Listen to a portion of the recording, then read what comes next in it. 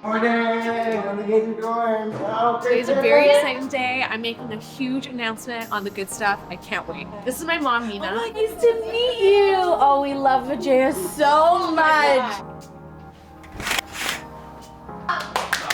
Oh! That's it. Please welcome the one and only Vijaya Selvaraju. Exciting day. Yes, it is.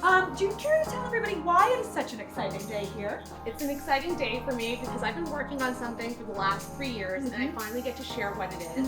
I've written my very first cookbook. Yes! She's also revealing the cover. Check it out! Actually, my mom's in the audience with us today. No way! So from this book, you're gonna get 100 Indian recipes, both modern takes as well as traditional. And the whole premise of the book is to make Indian food easy. Congratulations on this. The news is out. My debut cookbook, Indian Food is Easy, is going to be available on October 14th and is available for pre-order now. Woo!